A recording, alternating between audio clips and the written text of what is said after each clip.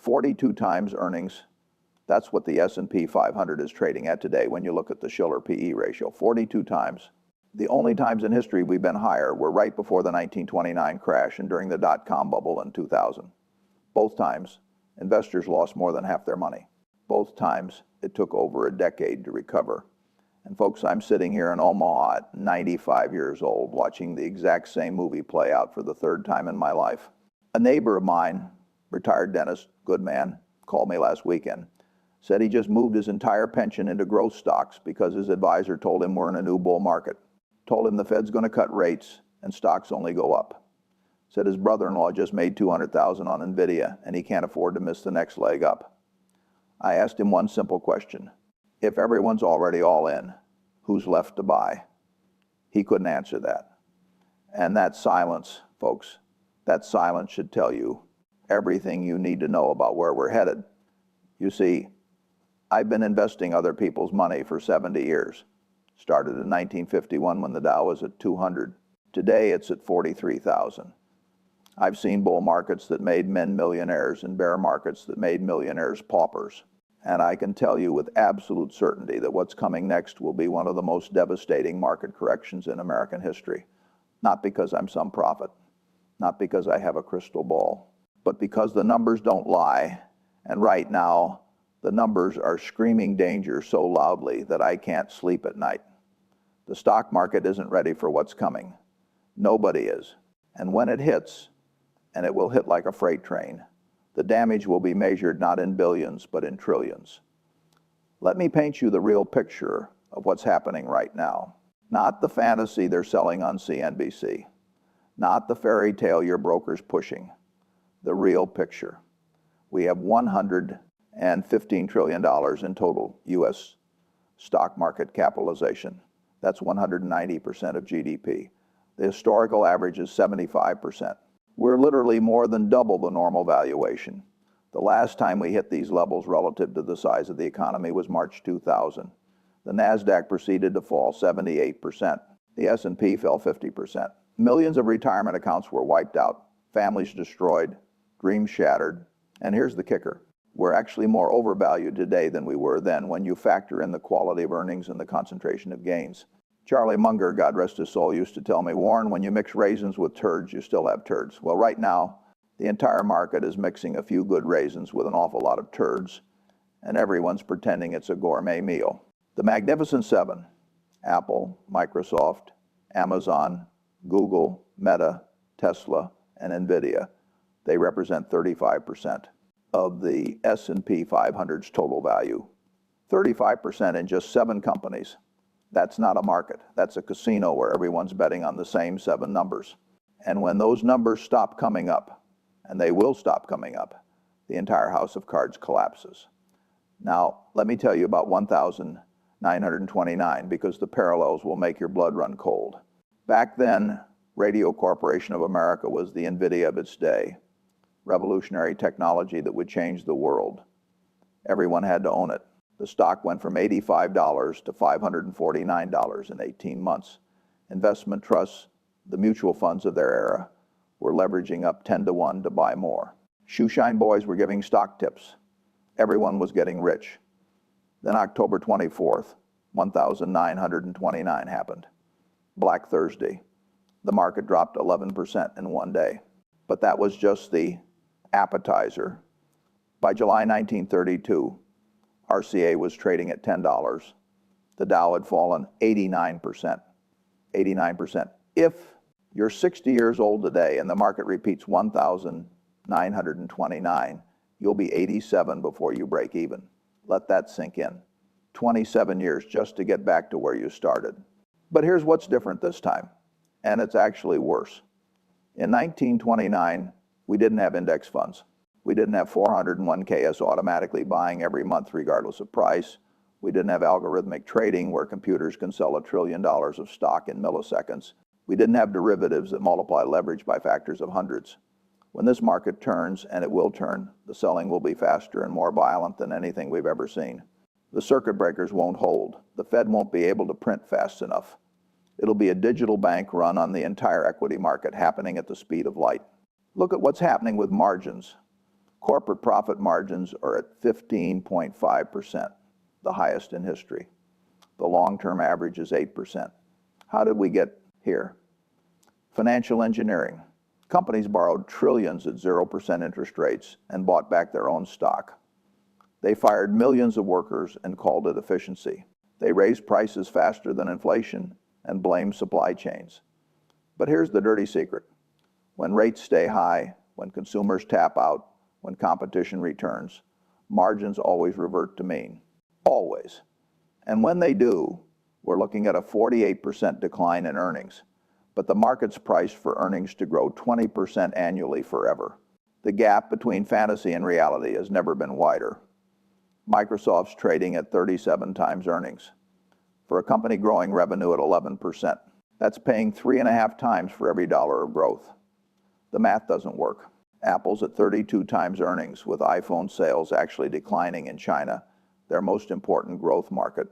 Google's at 28 times while losing search market share to AI competitors and facing antitrust action. Meta's spending $70 billion on metaverse nonsense that nobody wants, while their core Facebook platform hemorrhages young users. Tesla's at 60 times earnings in a world with 50 electric vehicle competitors, most selling cars at a loss just to gain market share. These aren't investments. They're speculation based on hope, and hope is not a strategy. You want to know what triggered 1987's Black Monday? Nothing. Literally nothing specific. The market just woke up one day and decided prices were too high. Down 22% in a single day. The equivalent today would be the Dow falling 9,500 points between breakfast and dinner. Today, with algorithmic trading, with options gamma squeezes, with ETF rebalancing, that could happen in an hour. The average holding period for a stock in 1960 was 8 years. Today it's 5 months. Nobody's investing anymore. Everyone's just trading. And when everyone's a trader and nobody's an investor, the exits get very crowded very fast. Here's something that should terrify every investor. Margin debt just hit $900 billion. $900 billion in borrowed money betting on stocks going up. That's more than the entire market cap of the Russell 2000. When the market drops just 10%, margin calls start. Forced selling begins. Then it cascades. The hedge funds running 200% gross exposure get liquidated. The risk parity funds that leverage bonds against stocks blow up. The volatility targeting strategies go haywire. It's a chain reaction of forced selling that feeds on itself. First, the leverage speculators get wiped out. Then the hedge funds. Then the index funds have to sell to meet redemptions. Then your 401k gets cut in half. I've seen this movie 3 times. It always ends the same way, except each time it happens faster. The Federal Reserve, which everyone thinks is their friend, has created the biggest bubble in history. 15 years of zero interest rates, 12 trillion in money printing globally. They've destroyed price discovery. Nobody knows what anything's actually worth anymore because the Fed's been manipulating everything. Every dip bought, every correction reversed, every crisis bailed out. But here's what history teaches us. Every Fed-induced bubble eventually pops. And when it does, the Fed's always too late to stop the carnage. In 2000, Greenspan cut rates. Markets still fell 50%. In 2008, Bernanke went to zero and did QE. Markets still fell 57%. This time, Powell's already at 5% with inflation still above target. He's got no ammunition left. When this breaks, and it's already starting to crack, there's no cavalry coming to the rescue. Let me share some numbers that nobody's talking about. Consumer credit card debt just hit $1.3 trillion, highest ever. The average interest rate on that debt is 22%. 22%. That's loan shark territory. Auto loan defaults are surging with the average car payment now $800 a month for 7 years. 7 years to pay off a depreciating asset. Commercial real estate is imploding with $1.5 trillion in loans needing refinancing at double the rates. Major cities have office vacancy rates above 30%. These buildings are worth half what they were mortgaged for. Corporate debt stands at $13 trillion, with half of it rated just one notch above junk. When recession hits, and we're already seeing the warning signs, the debt becomes an anchor that drags everything down. Chapter 11. Bankruptcies are already up 40% year over year. But the real catastrophe is in your retirement accounts. The 60-40 portfolio, 60% stocks, 40% bonds, that's been the standard for decades. It's generated 8% annual returns for 40 years. But that was with interest rates falling from 15% to zero. Now, with rates rising, bonds are losing money. The aggregate bond index is down 18% from its peak. Stocks are overvalued by every historical measure. The 60-40 portfolio is set up for its worst decade in history, maybe negative returns for 10 years. If you're planning to retire in the next decade, you better have a plan B, because plan A is about to blow up spectacularly. Here's how it's going to unfold. I've studied every major crash in history, and they all follow the same pattern. Stage 1, which we're entering now, is distribution. The smart money selling to dumb money. Insiders are cashing out at record levels. CEO selling hit $200 billion last year. Jeff Bezos sold $13 billion of Amazon. The Walton family sold $8 billion of Walmart. Jensen Huang sold $1 billion of Nvidia. They know what's coming. Warren Buffett, yes, me, I'm sitting on $325 billion in cash at Berkshire, most ever. You think I'm stupid? You think I can't find anything to buy in the greatest bull market ever? No, I'm patient. I'm waiting for the crash, because that's when you make real money, buying great companies for 50 cents on the dollar. Stage 2, coming in the next 3 to 6 months, is the catalyst. Could be a bank failure. Remember, regional banks are sitting on $600 billion in unrealized losses on their bond portfolios. Could be a hedge fund blowing up. Archegos was a $100 billion disaster and nobody saw it coming. Could be China invading Taiwan, which would shut down 70% of advanced semiconductor production. Could be a cyber attack on financial infrastructure. Could be something we don't even see coming. But something will break the spell. The market will drop 10% in a week. Everyone will call it a buying opportunity. CNBC will parade out bull after bull, saying it's just a correction. It won't be. It'll be the beginning of the end. Stage 3, 6 to 18 months out, is capitulation. The S&P falls to 2,500. That's a 50% decline from here. The Dow drops to 20,000. The NASDAQ gets cut by 2/3. Unemployment hits 10% as companies that hired aggressively during the boom fired desperately during the bust. The Fed panics and prints 10 trillion more. But it won't work, because you can't solve a debt problem with more debt. That's like trying to cure alcoholism with whiskey. Housing prices collapse 30% as forced sellers meet no buyers. State pension funds, already underfunded by $2 trillion, face insolvency. Social Security gets means tested. Medicare benefits get cut. The political and social ramifications will be enormous. Now the bulls will tell you I'm wrong. They always do. They'll say earnings are strong. The economy's resilient. AI will change everything. The Fed's got our back. Consumers are healthy. Innovation will save us. Let me address each of these delusions one by one, because they're the same arguments I heard in 1929, in 1972, in 1999, and in 2007. Earnings are strong. They're financially engineered. Companies fired millions of workers and used the savings to buy back stock. That's not organic growth. That's manipulation. Share count reduction has accounted for 40% of earnings per share growth over the past decade. The economy's resilient. We just had 3 regional banks fail in a single week. Silicon Valley Bank, Signature, First Republic.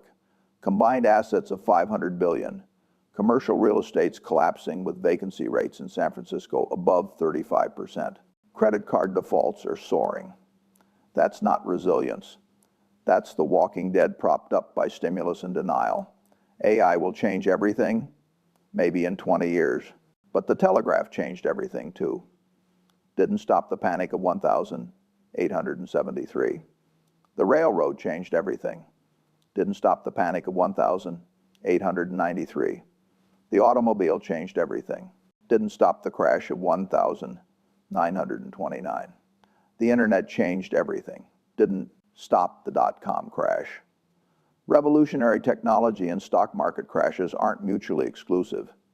In fact, They often go hand in hand because the hype gets ahead of reality by decades. The Fed's got our back. The Fed's the arsonist who set the fire, and now they're claiming to be the firefighter. They kept rates at zero for a decade, created the everything bubble, and now they're shocked that inflation exploded. These are the people you're trusting with your financial future. They didn't see the housing bubble. They didn't see the dot-com bubble. They won't see this one until it's too late. Let me tell you about something called the Buffett indicator. It's the total market cap divided by GDP. Simple metric I've been watching for 50 years. When it's below 80%, stocks are cheap. I'm buying hand over fist. When it's above 100%, stocks are expensive. I'm getting cautious.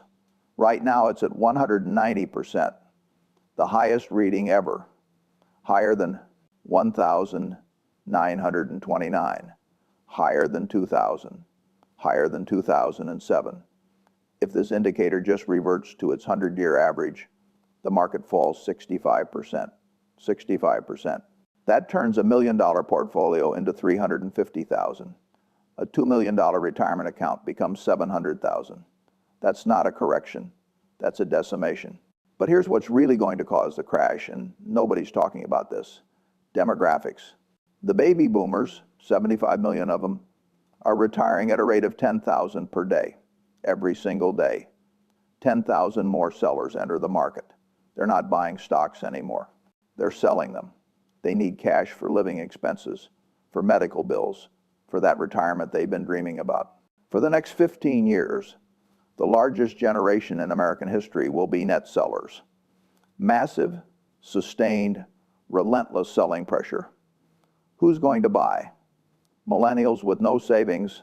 They've got $1.5 trillion in student loan debt. Gen Z living paycheck to paycheck. 64% can't cover a $400 emergency. The buyer of last resort has always been the younger generation, but they're broke. The marginal buyer is gone, and without the marginal buyer, prices can only go one direction, down. You know what happened in Japan when demographics turned? I was there. I watched it happen. The Nikkei peaked at 39,000 in 1989. Everyone said Japan would overtake America. Japanese companies were buying Rockefeller Center, Pebble Beach, Columbia Pictures. The Imperial Palace in Tokyo was supposedly worth more than all the real estate in California. Then demographics hit. Aging population, declining workforce, persistent selling pressure. Today, 35 years later, after unlimited money printing, after negative interest rates, after the government buying stocks directly, the Nikkei just barely got back to 39,000. 35 years of going nowhere. That's not a lost decade. That's a lost generation. The same thing's about to happen in America, only faster because we're starting from much higher valuations. Charlie Munger used to say, tell me where I'm going to die so I'll never go there. Well, I'll tell you where your portfolio is going to die.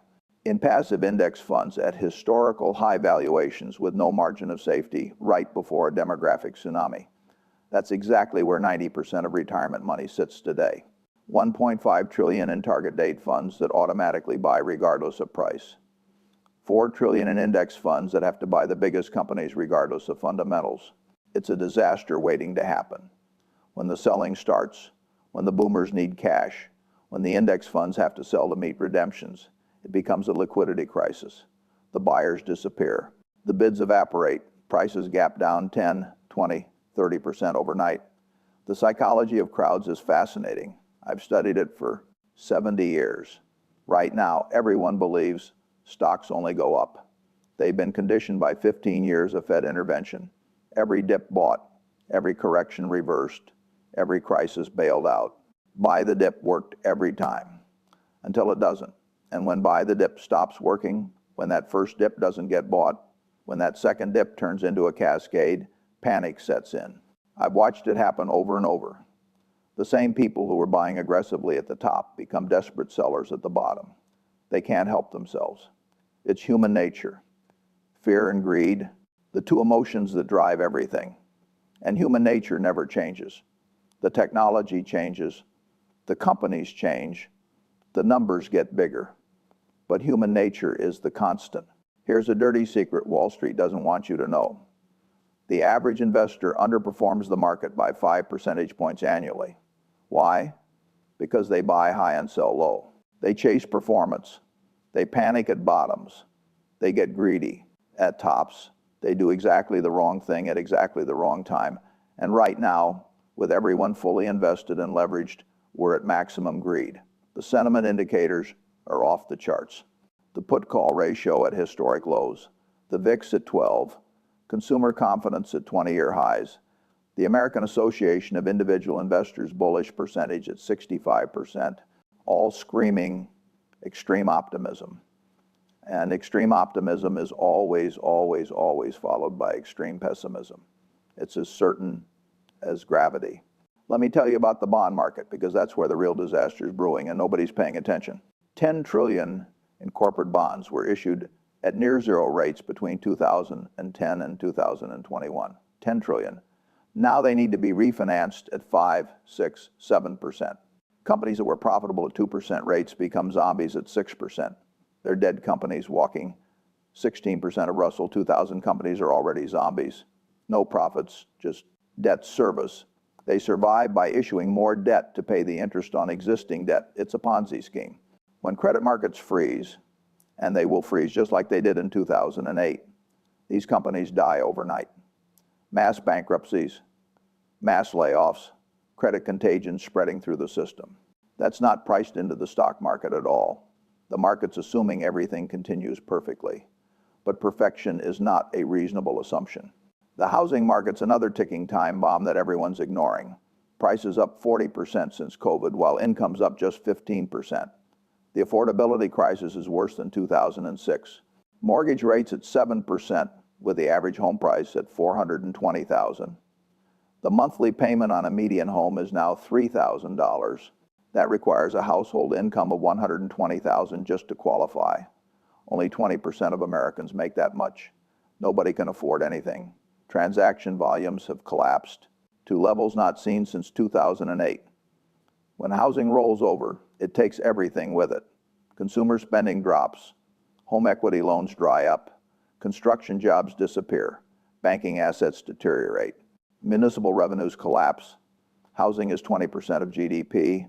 A housing crash means instant recession. And we're already seeing the cracks. New home sales down 20%. Existing home sales at decade lows. Prices starting to drop in Phoenix, Austin, Boise, Nashville. The canaries in the coal mine are dying. International markets are even worse. China's property market, 30% of their GDP, is in free fall. Evergrande, Country Garden, hundreds of developers bankrupt. Ghost cities with 65 million empty apartments. Trillions in bad debt. Europe's in recession with energy costs triple pre-war levels.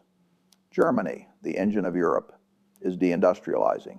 Japan's still printing money like it's 1,999, despite inflation finally returning. The UK's in stagflation with mortgage rates causing a housing crisis.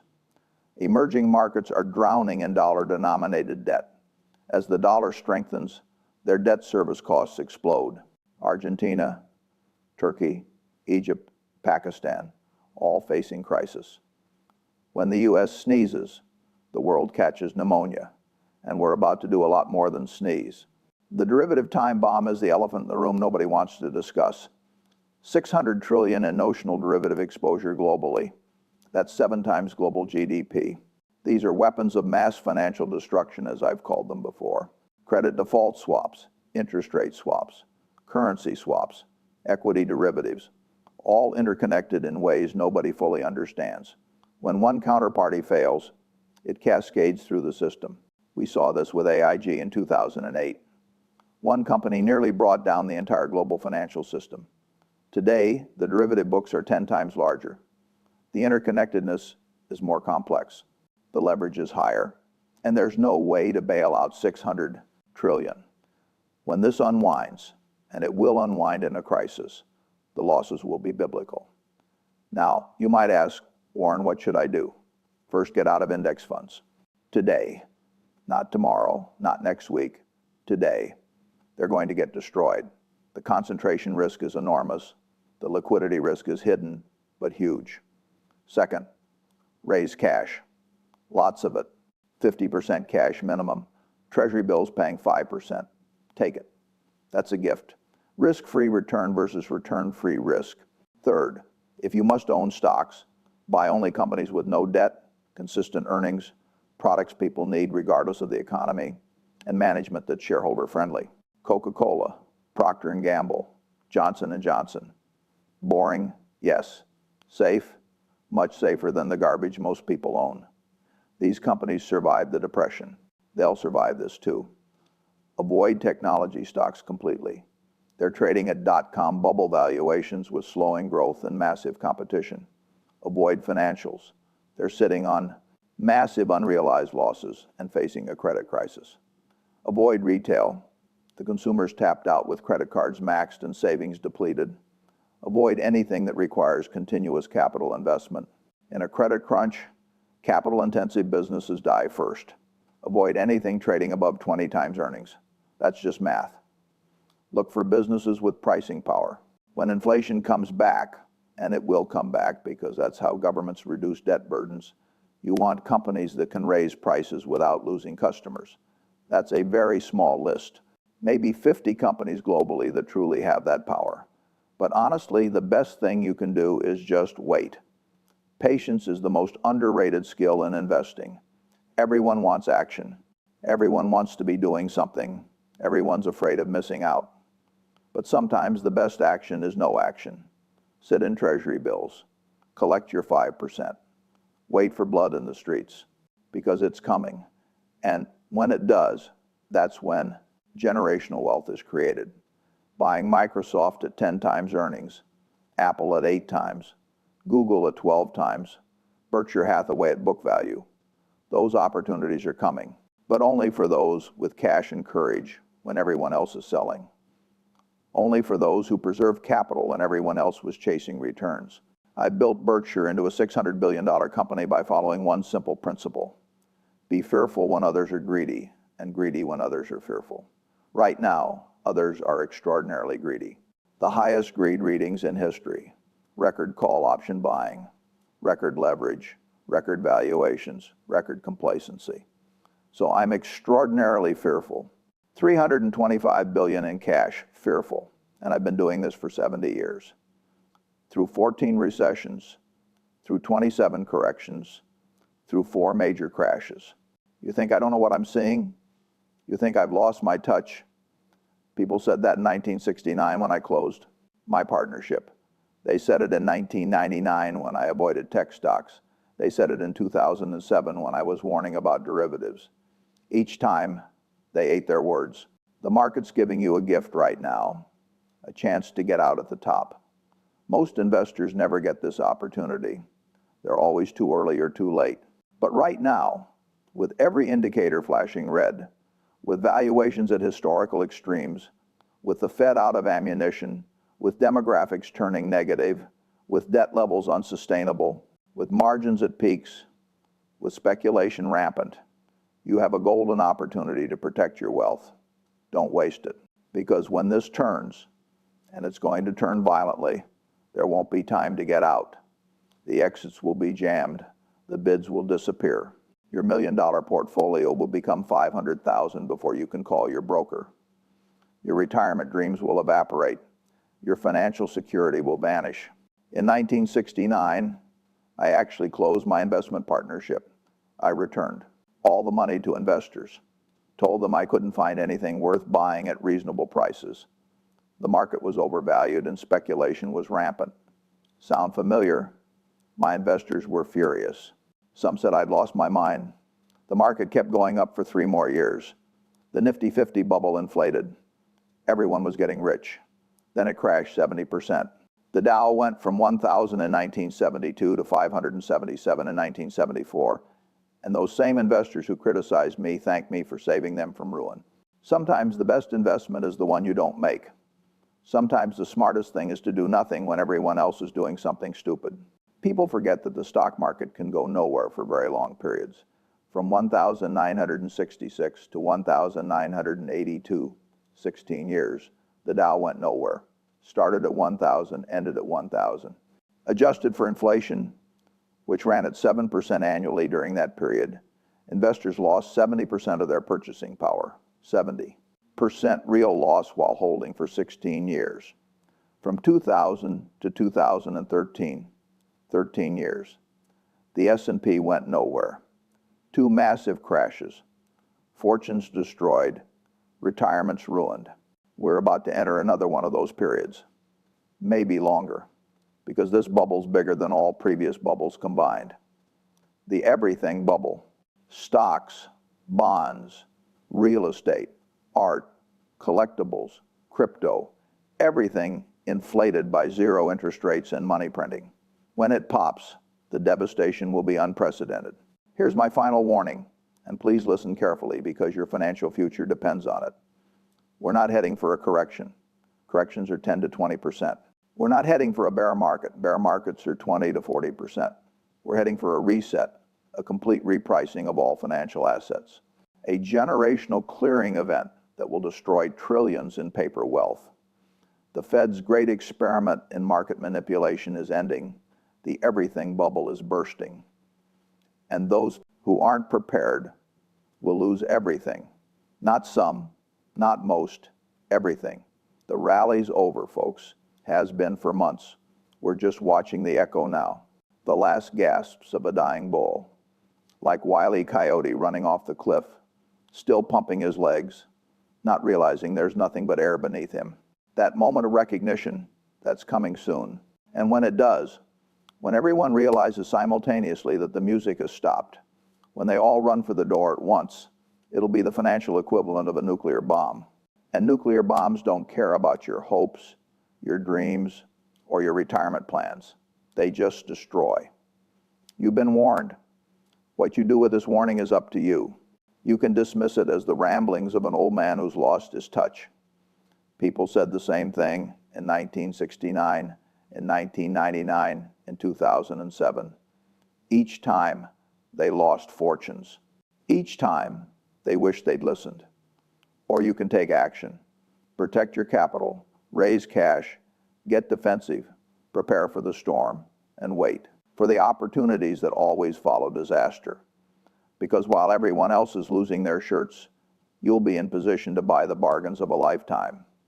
That retired dentist I mentioned, I called him yesterday, told him to get out, completely out.